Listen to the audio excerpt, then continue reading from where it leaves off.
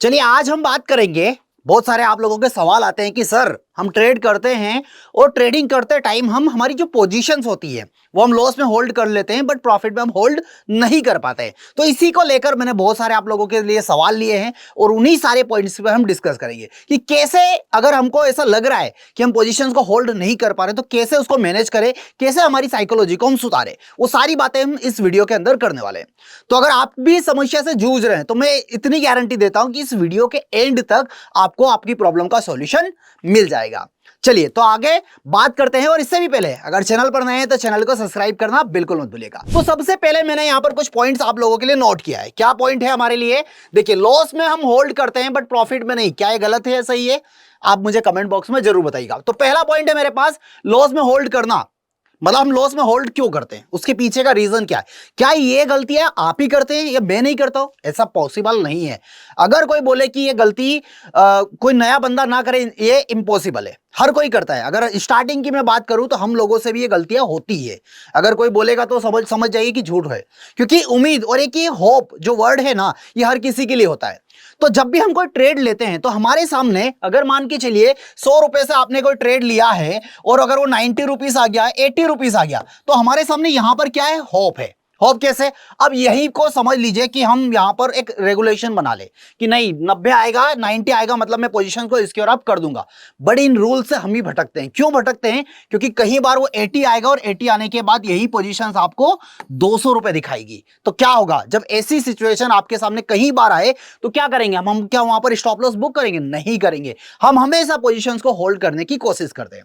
But इसका एक simple सा तरीका है, आपके पास एक सेटअप होना चाहिए। आप प्रॉपर जब भी एंट्री ले रहे हैं मार्केट में, आपको एक बॉटम फाइंड करना चाहिए। जब भी मान के चलिए बॉटम, आपको या मुझे तो नहीं पता है कि बॉटम क्या है, किसी को नहीं पता है। हाँ, बहुत सारे ऐसे टूल हैं जिनके बेसिस पे हम मार्केट में अपने बॉटम्स पता कर सकते हैं। जैसे मैं यूज करता हूं एलटीबी कैलकुलेटर, तो मुझे पता है कि ये बाजार का बॉटम है। अब सपोज मान के चलिए ये बाजार का बॉटम है, इससे बाजार नीचे चला आया, तो मैंने क्या किया, यहां पर 50-60 रुपए का एक रिस्क लिया कि ये बाजार का बॉटम है और बाजार 50-60 पॉइंट नीचे चला गया। तो मैंने देखा कि मैंने जो एनालिसिस किया था, मैंने जो ट्रेड इनिशिएट किया था, बाजार उसके अगेंस्ट चला गया, तो मैं यहां पर क्या करूंगा? पोजीशंस को स्क्योर अप कर दूंगा। बजाय ये सोचने की कि बाजार अगर 50 पॉइंट गिर गया है तो अब क्या गिरेगा, बाजार 400 पॉइंट गिर गया अब क्या गिरेगा, वो माइंडसेट हटा दीजिए। 50 पॉइंट मेरे अगेंस्ट गया, मैंने जो एनालिसिस किया, मेरा जो नॉलेज जो बोलता है, मेरा एक्सपीरियंस बोलता है, उसके अगेंस्ट चला गया, मुझे लॉस बुक करके निकल जाना है। और यही काम आप लोग भी करते हैं। पोजीशन या तो एग्जिट कर देंगे या लॉस में वहां तक 60 पॉइंट तक तो एटलीस्ट इंतजार वहां पर कर रहे होते हैं। चलिए अब नेक्स्ट क्या आता है हमारे पास, यहीं पर प्रॉफिट में होल्ड ना करना। फोमो, डर है एक कि हम प्रॉफिट नहीं कर पा रहे। कैसे नहीं कर पा रहे? 100 रुपए से एंट्री थी हमारी, बाजार हमारा टारगेट था कितना? 150, बाजार कितना गया? 120 रुपीज गया और हम बुक करके निकल गए। मैं हमेशा एक चीज बोलता हूं कि इसकी जर्नी समझिए। अगर आपने 100 रुपए से एंटर किया था, बाजार को कहां जाना है? 150, और हमारा स्टॉप लॉस कितना है? 50 रुपीज। ये ऐसे चलेगा बाजार। जब ये 100 से ऊपर जाएगा, पहली चीज, अगर ये नीचे बार बार जा रहा है, मतलब 50 बार बार ट्रिगर कर रहा है, इट मींस कि आपको लर्निंग की जरूरत है। आप जितना भी ट्रेड ले रहे हैं वो ब्लाइंड ट्रेड ले रहे हैं, तो वो आपको नहीं करना है। आपको फोकस करना है किस पे? लर्निंग पे। बट अगर आपके ट्रेड आपकी एंट्री से ऊपर जा रहे हैं बट आप यहां तक होल्ड नहीं कर पा रहे, यहां तक मतलब कि 150 तक, तो उस कंडीशन में क्या करना है आपको? आप 150 की जगह 145 टारगेट लगाइए, 5 रुपए कम कर लीजिए, इससे ज्यादा नहीं। पहली चीज। दूसरी चीज, जब बाजार अगर आपको गया, मान के चलिए यहां पर जाने के बाद आपको प्रॉफिट हो रहा है 500 रुपए का, हमको प्रॉफिट कितना हो सकता है? 1500 रुपए प्रॉफिट हो सकता है। तो 500 रुपए को भी दाव पे लगाइए। क्यों दाव पे लगाइए? उसके पीछे का रीजन है कि जब ये यहां से 100 से 120, 130 ऐसा जाएगा, और जब बार बार गया और मैं वहां पर प्रॉफिट बुकिंग नहीं कर पाया, और मान के चलिए 140 रुपए गया और वापिस कहां गया? 100 पर आ गया, तो 100 पे मैंने क्या कर लिया? 100 पे मैंने positions cost per square up कर दी। जब यही प्रोसेस आप 8 से 10 बार करेंगे ना, ये मान के चलिए मैं गारंटी देता हूं कि 11वीं या 12वीं बार आप पूरे प्रॉफिट को बुक करके लेकर जाएंगे। क्यों? क्योंकि जितना, पहली चीज तो क्या होगा, आपके पास अगर प्रॉपर एनालिसिस है कि ये स्टॉक्स या ये ऑप्शंस यहां से 100 से 150 जाता ही है, 145 रुपीज में ले लेता हूं। बट अगर वहां तक जा रहा है और मैं बुक नहीं कर पा रहा हूं तो मैं गारंटी से दे रहा हूं आप उस 500 रुपए को भी बुक मत करिए, या तो कॉस्ट पर एग्जिट करिए या टारगेट पे करिए। और जब 8 से 10 बार ऐसा करेंगे तो आप डैम श्योर है कि आप 9वीं या 10वीं बार आप पूरा पूरा टारगेट बुक करेंगे। तो आपको क्या करना है, जैसे हम लॉस में बैठे रहते हैं वैसे ही आपको आपके टारगेट के लिए बैठे रहना है। क्यों? क्योंकि मान के चलिए अगर ये 50 रुपए आया, मान के चलिए 100 से नीचे 80 आ गया, तो क्या हम लॉस बुक करते हैं? क्या नहीं करते हैं। यहां से ऊपर आएगा फिर हम इंतजार करते हैं टारगेट का। नीचे तो मेरे पास एक बॉटम है कि 50 रुपीज ही मेरा स्टॉप लॉस है, वहीं मैं एग्जिट करूंगा। तो जब मैंने लॉस पे वहीं किया तो मैं टॉप पर भी वहीं करूंगा। और ये प्रैक्टिस आपको करनी पड़ेगी, 8 से 10 बार आप प्रैक्टिस करेंगे तो आप इजीली उसको समझ जाएंगे। चलिए अगली बात करते हैं हम, psychological impact of holding losses. अब ये बहुत बड़ा मुद्दा है। ये होल्डिंग की अगर मैं बात करूं तो होता क्या है कि कोई भी एक सपोज न्यूज आई, एक बात समझिए कि न्यूज या जितने भी इंपैक्ट होते हैं मार्केट पे वो टेम्परेरी होते हैं। या तो फेडरल बैंक का कोई इंपैक्ट पड़ेगा, आरबीआई की कोई पॉलिसी आने वाली होगी तो उसका मार्केट पे इंपैक्ट पड़ेगा, या कोई न्यूज का इंपैक्ट पड़ेगा। तो अगर पॉलिसी आ रही है आरबीआई की तो एक दिन के लिए नहीं है, वो लॉन्ग टर्म के लिए सोच के डिसीजन लिया जाता है। अगर कोई न्यूज का इंपैक्ट हो तो वो शॉर्ट टर्म के लिए लिया जाता है। अगर आप देख लीजिए टैरिफ को लेकर एक डिसीजन आया था, फिर डाल दिया, क्या हुआ, बाजार में एक गिरावट आई और फिर से बाजार ग्रीन कलर में हमको दिखाई दे दिया। तो ये सब चीजें क्या होती है, टेम्परेरी होती हैं। और जो आप मार्केट में एक पैनिक सेलिंग करते हैं उस पैनिक सेलिंग से बचिए। क्योंकि अगर आपका विजन है होल्डिंग बेसिस पे आपने अगर पैसा लगाया है तो आपका विजन है 1 साल 2 साल 4 साल ऐसा, तो अभी ये शॉर्ट टर्म पैनिंग के लिए क्या करना है। अगर 400 रुपए का स्टॉक अगर 200 पे मिल रहा है तो हमारे लिए तो अच्छा है, एवरेज करिए और पूरी क्वांटिटी से मत करिए, थोड़ा थोड़ा पैसा लगाते जाइए। तो आपको क्या करना है, पैनिक सेलिंग नहीं करना है। नेक्स्ट है right approach to intraday trading. Intraday trading में राइट अप्रोच क्या होती है, मतलब आप जो भी ट्रेड कर रहे हैं, ऐसा नहीं कि कैंडल्स पे देख रहे हैं कि यार एक रेड कैंडल बनी यहां से बेच दे रहे हैं, नहीं, ग्रीन कैंडल बनी हम वहां से खरीद लेते हैं। ये काम हमको बिल्कुल भी नहीं करना है।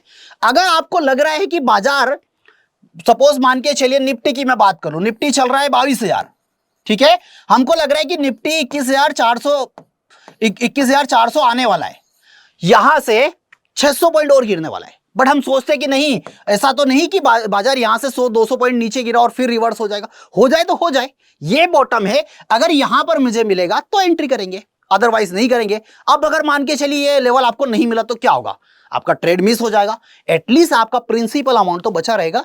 तो गलत एंट्री से बचिए और पहले एनालिसिस करिए कि आपको एंट्री लेना कहां पर है और क्यों लेना है। मतलब जब वो क्यों का रीजन आपको पता चल जाएगा तो आपकी सही एंट्री होगी, इस बात का आपको ध्यान रखना है। चलिए अगला क्या है, using stop loss and target.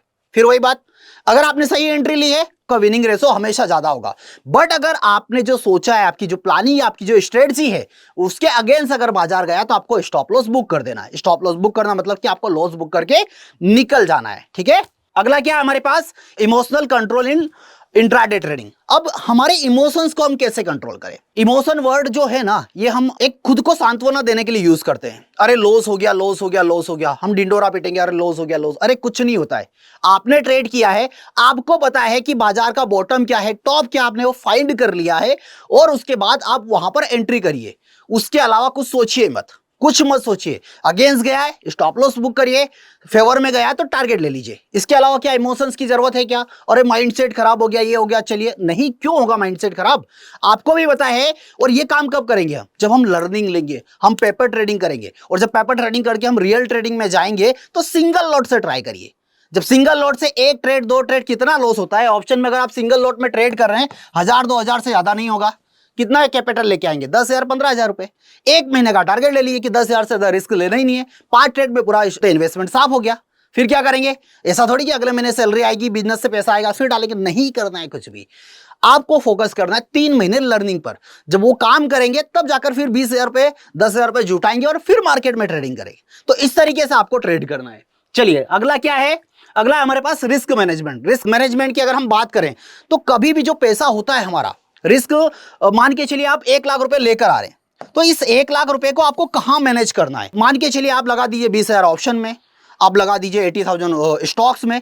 Stocks में भी मैं यहाँ पर 4 भागों में इसको डिवाइड कर लेता हूँ कि मैं कुछ आईटी में लगाऊंगा, कुछ फार्मा में, कुछ बैंकिंग में भी कुछ स्टॉक्स में सिलेक्ट कर लेता हूँ। तो इससे क्या होगा, कभी भी आपका इन्वेस्टमेंट एक बार में कभी भी खत्म नहीं होगा, इस बात का ध्यान रखिएगा। और अगर लाख रुपए की रिस्क आपने कहाँ ले ली, ऑप्शन में ले लिया, इन द मनी में लिया, तो चलिए फिर भी ठीक है, आपको 3-4 मौके दे देगा अगर टोटली वो आपके अगेंस्ट गया तो। बट अगर आउट ऑफ द मनी में गया तो हो सकता है पहली बार में आप मार्केट से बाहर हो जाओ। तो इस बात का आपको बेहद ध्यान रखना है।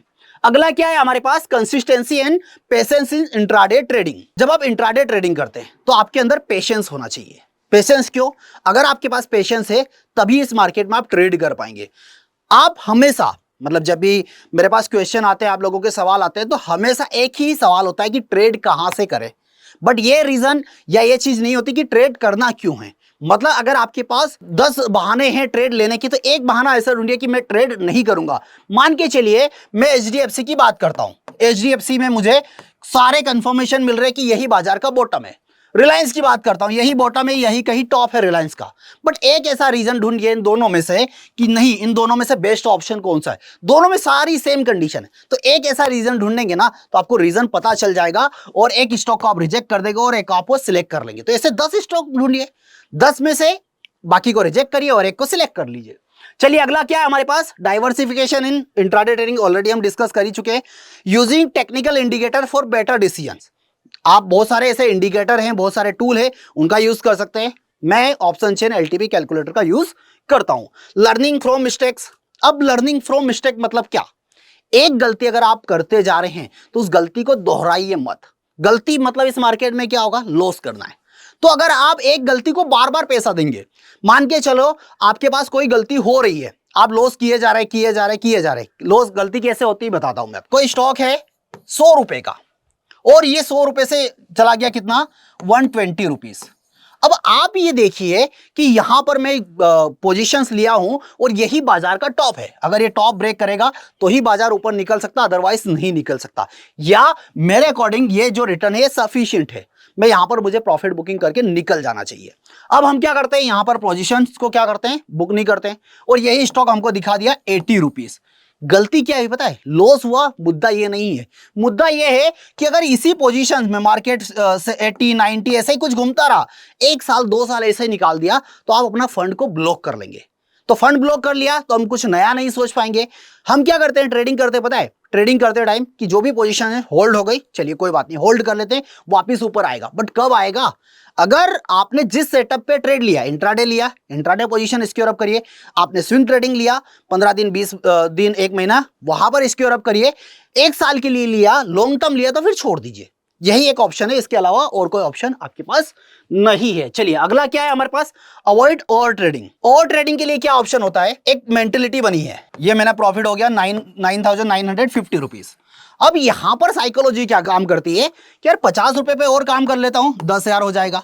अब 50 रुपए और प्रॉफिट कर भी लिया तो किसको देना है आपको, कोई ऐसा तो नहीं केस में पैसा लेना है। अब 10,000 कभी, चलिए ठीक है 50 रुपए के लिए काम किया, 10,000 हो गया, फिर क्या सोचेंगे 200 रुपए और ब्रोकरेज निकाल लेता हूं। तो ये क्या, ये लक्षण है ओवर ट्रेडिंग के। हमको किसी को देना नहीं है। जो ट्रेड हुआ, जो रूल आपने बनाए, दिन में एक ट्रेड करना है, पहला ट्रेड प्रॉफिट या लॉस बाहर, ये एक रूल होता है। जो भी प्रॉफिट आए बुक करके निकल जाओ। हमको कोई कसम नहीं खानी है कि 10,000 ही चाहिए। हमको मार्केट के सिचुएशंस के अकॉर्डिंग खुद को मोल्ड करना पड़ेगा। कोई भी कितना भी बड़ा ट्रेडर है, जो जितने भी लग्जरी लाइफ दिखाते हैं, प्रॉफिट के स्क्रीनशॉट दिखाते हैं ना, कभी भी एक चीज मैं बताऊं आपको, अगर इतना ही कुछ होता तो आपके ऊपर टाइम खर्च नहीं करते। इस बात का आपको ध्यान रखना है। आया समझ में?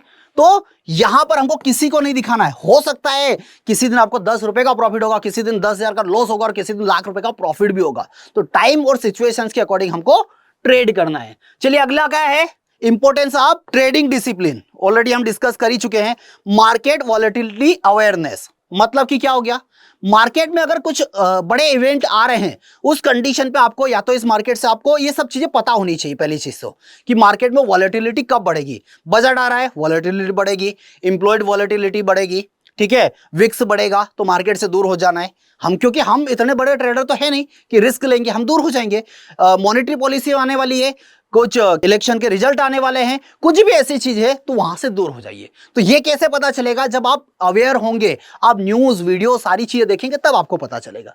लास्ट हमारे पास क्या है? Risk of note booking profit. मतलब वही बात कि हमको जो हमारा प्रॉफिट चाहिए वो हमको पहले जस्टिफाई करना पड़ेगा, पता करना पड़ेगा कि आखिरकार मेरी रिक्वायरमेंट क्या है। मेरी रिक्वायरमेंट 500 रुपए तो मैं बुक करूंगा, मैं 500 रुपए का लॉस बियर कर सकता हूं तो मैं बुक कर लूंगा। तो वो चीज हमको पहले पता करनी पड़ेगी। तो ये सारे पॉइंट्स आपको अपनी लाइफ में उतारना पड़ेगा। और ये कोई ऐसा नहीं कि ज्ञान नहीं है कि बस सुन लिया और खत्म कर दिया, नहीं, इनको इंप्लीमेंट करिए। और ये सब चीजें मुझे कैसे पता है? मैं हमेशा बोलता हूं कि ये सब चीजें मैंने प्रैक्टिकल करके देखा है, तभी जाकर मैं इतने कॉन्फिडेंस के साथ आप लोगों के साथ बोल रहा हूं। अदरवाइज क्या होता, बस एक हवा में बातें नहीं करता हूं। मैं कई बार राइटिंग्स के बारे में बात करता हूं, ठीक है, इतना नहीं है। क्यों? क्योंकि इतना प्रैक्टिकल करके नहीं देखा है। बट अगर वहीं पर आप ऑप्शंस में देखेंगे, फ्यूचर में देखेंगे, जिसमें देखिए किया है काम, कहीं बार करते हैं और समझते इस बाजार को अच्छा खासा समझते हैं, तो ये सारी चीजें आप अप्लाई करिए। इससे क्या होगा? आप अपना प्रॉफिट और लॉस दोनों मैनेज कर पाएंगे। और ये एक दिन का काम नहीं है, अराउंड 1 साल, 1.5 साल, 2 साल दीजिए लर्निंग को, तो आप इजीली ट्रैक पर आ जाएंगे। ठीक है, तो चलिए, उम्मीद करता हूं कि ये सारे पॉइंट्स आप लोगों के लिए बहुत हेल्पफुल होंगे और इस वीडियो से बहुत कुछ चीजें आपको सीखने को मिली होगी। तो अगर आपको कुछ भी सीखने को मिला है या कोई ऐसी गलती आप भी करते तो मुझे कमेंट बॉक्स में जरूर बताइएगा। मैं फिर मिलूंगा नेक्स्ट वीडियो में नेक्स्ट कंटेंट के साथ। फिलहाल मेरी तरफ से आज के लिए इतना ही। Thank you so much.